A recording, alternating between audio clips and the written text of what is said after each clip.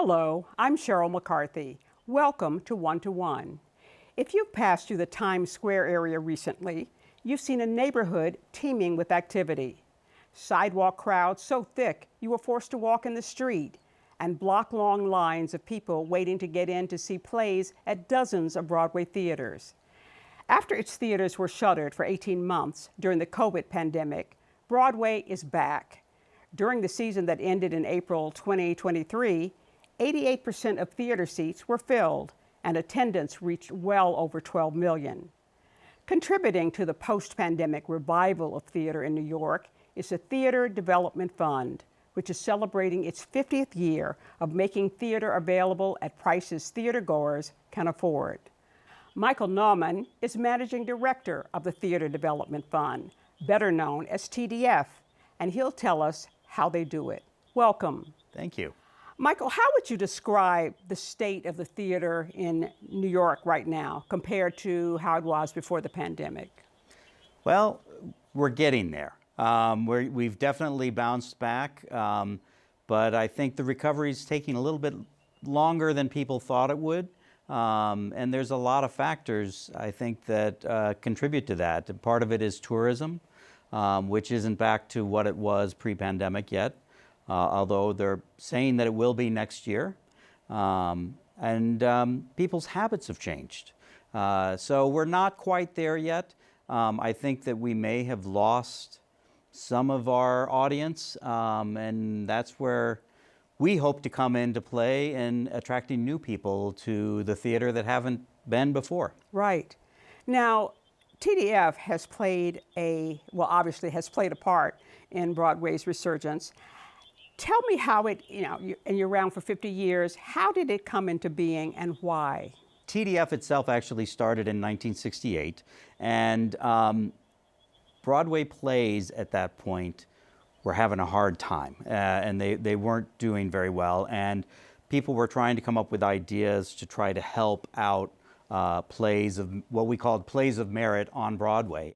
There was a high crime in the Times Square area, and it hadn't been cleaned up the way it has since. Hadn't been cleaned up.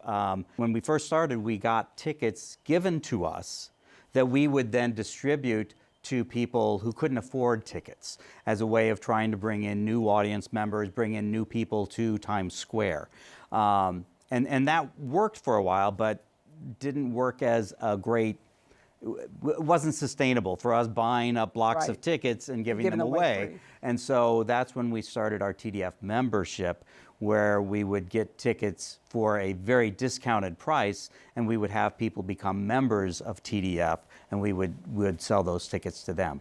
And then 5 years after that was when the city and the Broadway League had this idea of trying to do something in Times Square, and came up with this idea of trying to put a trailer in the middle of Duffy Square to sell half-price tickets. And nobody thought it would work, and nobody really wanted to take it on. And they came to TDF, and we said, well, that's right on mission for us.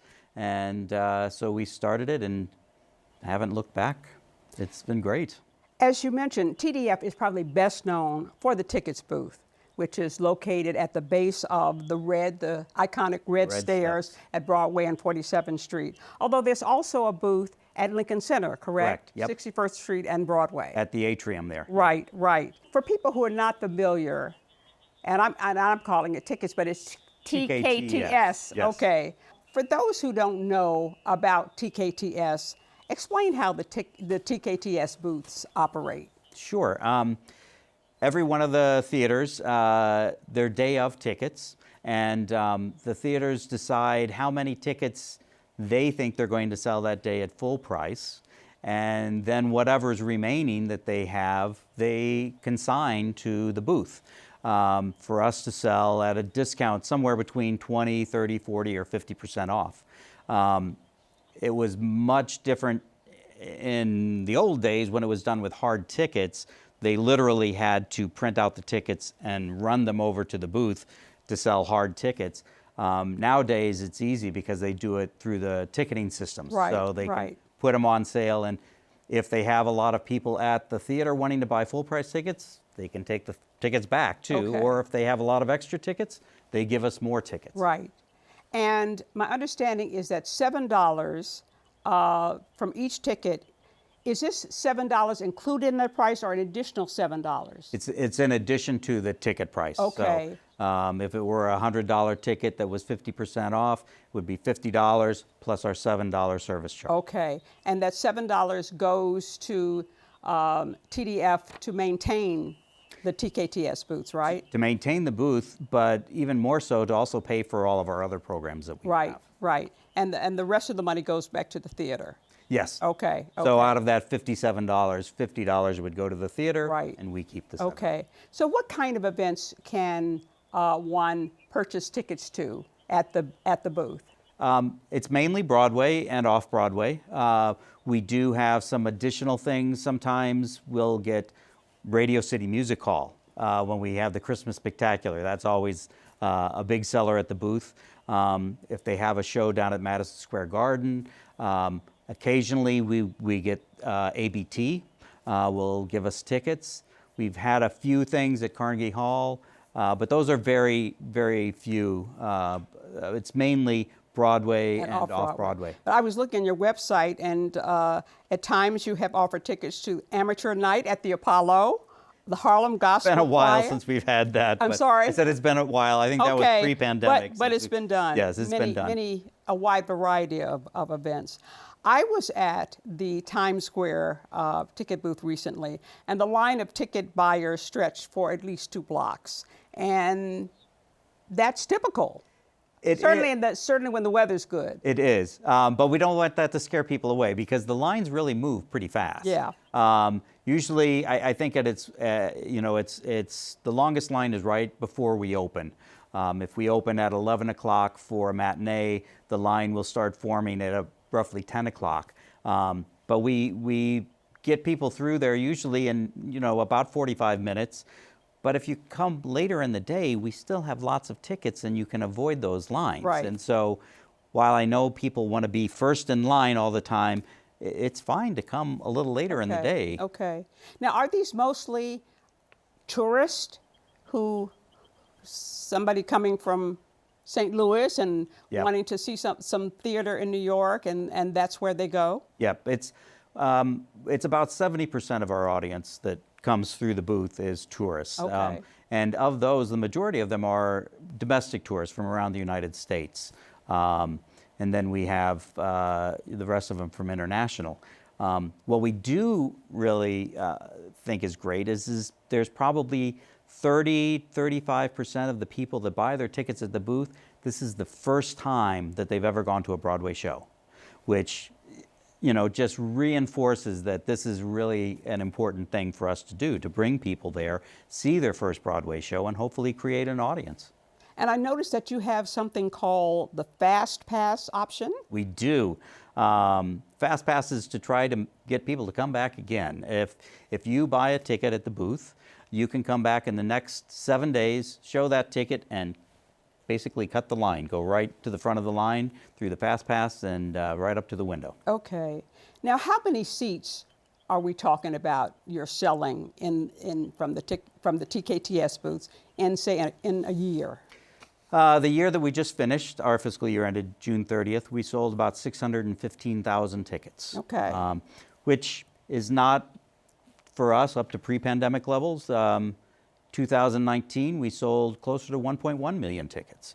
So we're getting there. We're getting a little better every week. Okay. Now, your other well-known program is the TDF membership program, of which I'm a proud member, I must say. Explain how that works. Sure. We have about 100,000 members.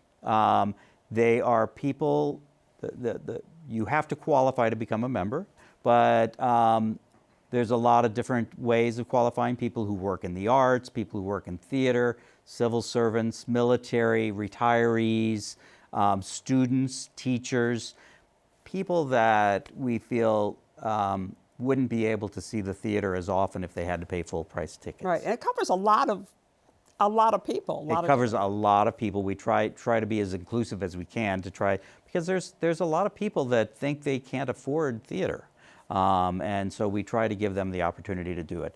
And the membership is not just Broadway and off Broadway. The membership is off some little bitty theaters, might be a 50-seat theater. We have lots of music, lots of dance.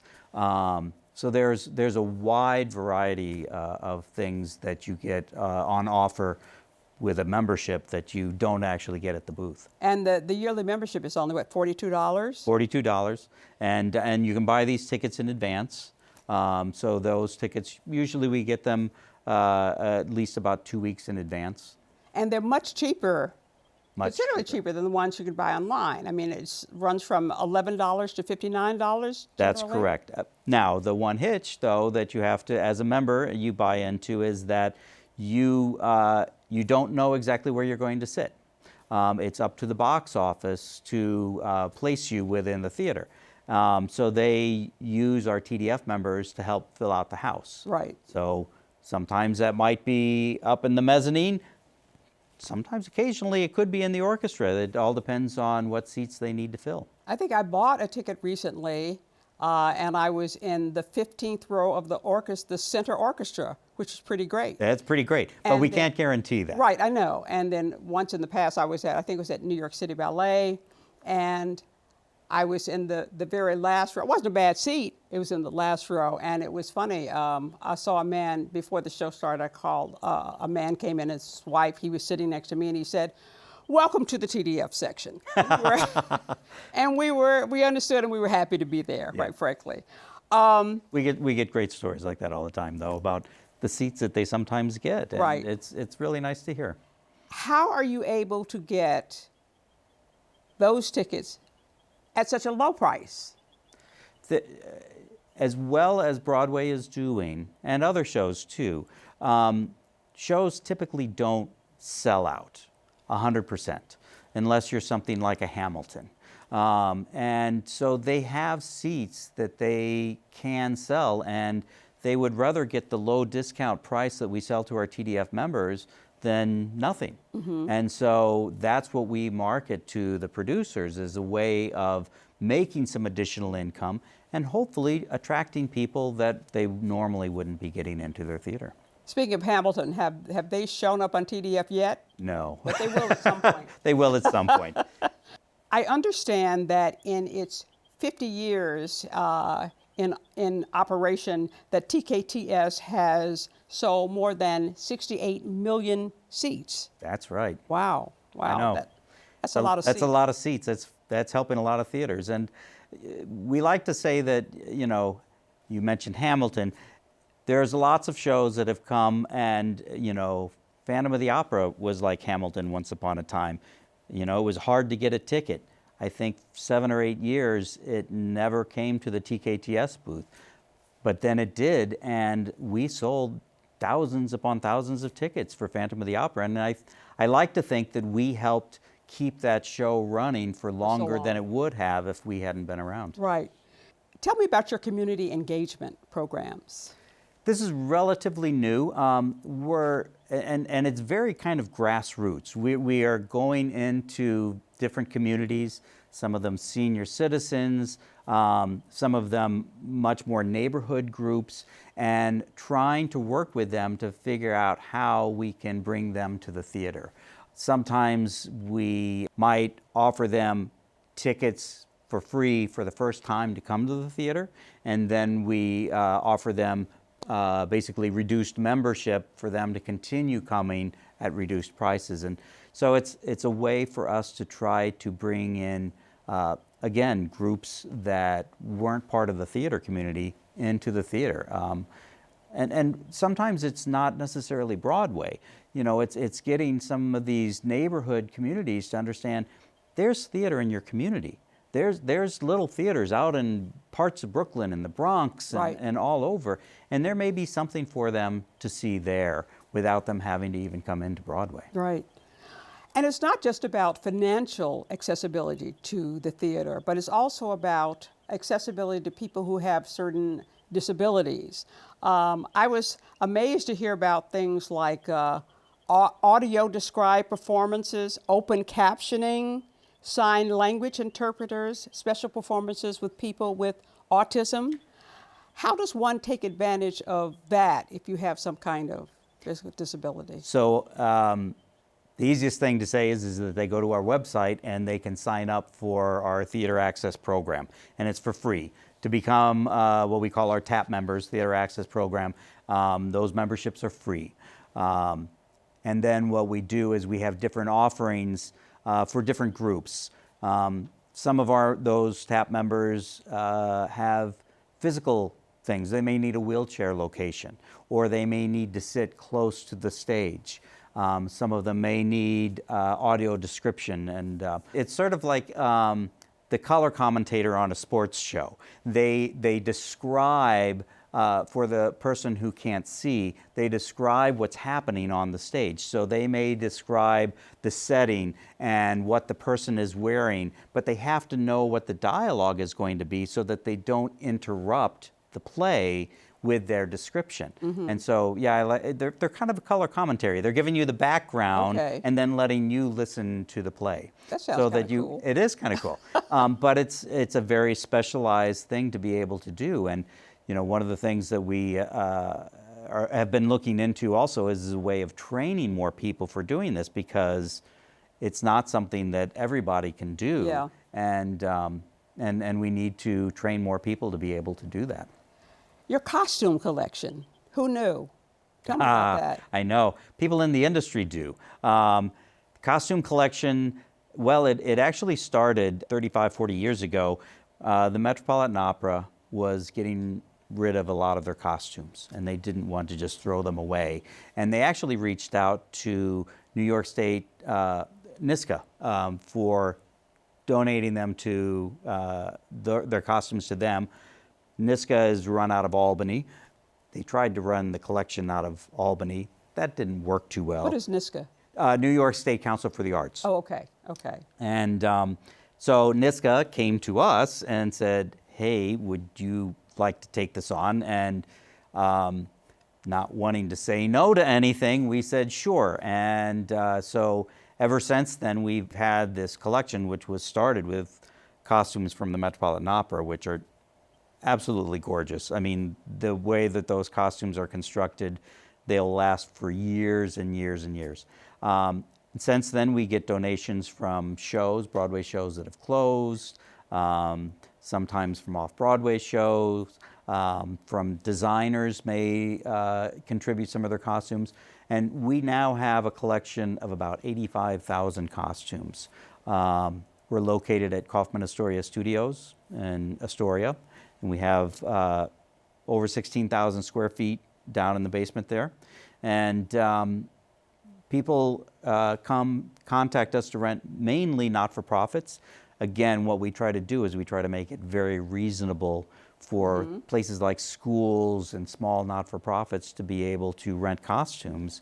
And truly, we're finding that after the pandemic, budgets have been tight for a lot of these small community groups, and we're getting more of them coming to us to rent their costumes because they can't afford to make them.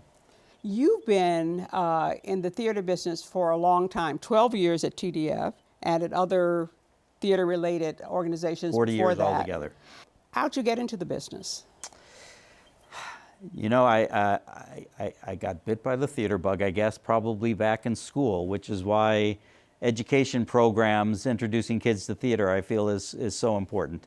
I decided to go to college to get a theater degree and a business degree, but I realized that I was not a performer, even though I still sing with my church choir, but that's about the extent of my performing, and went into the business side of it and found a home.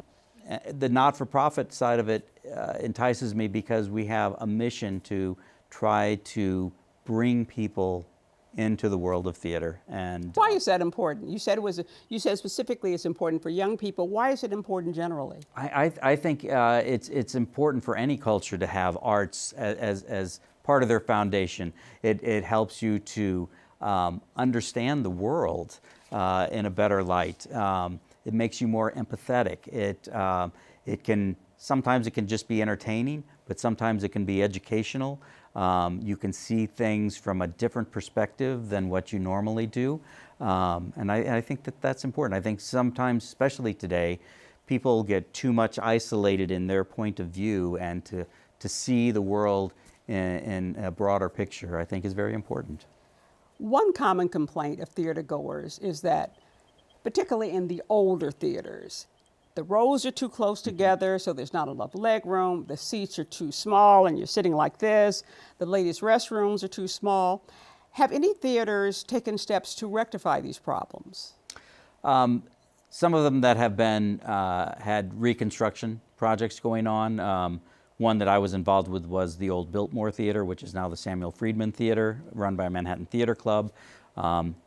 It was an old theater that had 1,100 seats in it, and when we rebuilt the inside, it only has 650 seats, with much more leg room. The seats are wider. We blew out the whole basement and made the lounge and the bathrooms much bigger. But the older theaters, you have to have them be able to shut down and put a lot of money into them to redo the seats. And unfortunately, that doesn't happen very often on a lot of the old Broadway houses. It's a big question, but what do you see as some of the biggest challenges facing theater these days? Well, I think we have to acknowledge first that people's buying habits have changed from the pandemic. And I think that there is a certain percentage of people who used to go to the theater that just may not be coming back. And so the challenge for us is to find new audiences, to go out into these neighborhoods and let them know that theater can be for them as well, and bring new people into the fold. What do you want? What would you like viewers to take from this program? I would like them to understand that, one, TKTS is not a for-profit company. It is part of a not-for-profit theater development fund. Many people don't know that. And that their dollars that they spend at the booth help to support all of our programs. One of the things we didn't talk about was our education programs.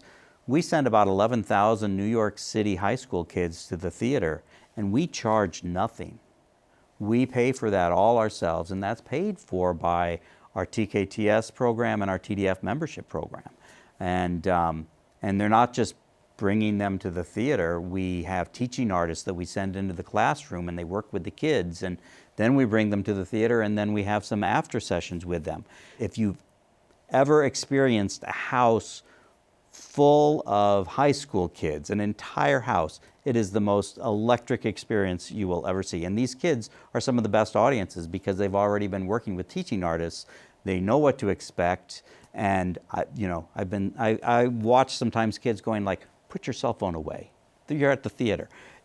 These kids have a great experience, and it's kind of mind-blowing to be in the theater when you have 1,100 New York City high school kids all watching a show.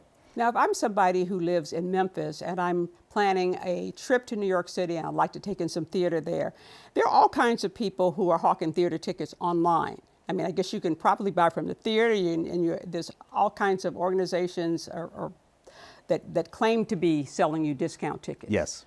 What would you advise me to do? I would advise you to go to the TKTS booth. To wait until you get here and then wait until you get it. You can become a TDF member, and it's not just limited to New Yorkers. It's not just limited to New Yorkers. Anybody. In fact, I know a lot of former New Yorkers that have moved elsewhere in the country but come back to New York once a year, and they keep their TDF membership so that they can buy tickets for when they are back, and they can plan their theaters then. So that's the thing to do. That's the thing to do. Come and get in that line by the rich steps. And make sure that if you don't buy the ticket at the window, it's not a TKTS purchase, because there's a lot of people working out in Times Square that will try to say, oh, I can get you your tickets, and they take you away somewhere else to sell you a ticket. But if you don't buy it at the window there at TKTS under those red steps, it's not from us. Okay. Well, I'm a big fan. I go on your website at least once a day, and I've been in your TKTS line as well. One of my first experiences in New York was going to the TKTS line. I think I saw Dreamgirls. Okay. It was mind blowing to go to that. It was, 22 years old, first time in Right. New York. I'm afraid we're out of time. I'd like to thank Michael Nauman, Managing Director of the Theater Development Fund, for joining me today. To learn more about its many programs and become a member, go to www.tdf.org. And to learn about our upcoming shows, you can follow us on Twitter at 1-to-1 CUNY TV. For the City University of New York and 1-to-1, I'm Cheryl McCarthy.